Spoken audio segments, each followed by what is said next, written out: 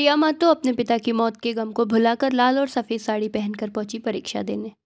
पश्चिम बंगाल के पूर्व बर्धमान जिला के बैद्यडांगा हाई गर्ल्स स्कूल की छात्रा ने अपने पिता की मौत के गम के बावजूद वह अपने पिता की इच्छा पूरी करने के लिए परीक्षा केंद्र पहुंची। जैसा कि मालूम होगा कि पश्चिम बंगाल माध्यमिक शिक्षा बोर्ड की पहली परीक्षा 10 फरवरी 2025 से शुरू है।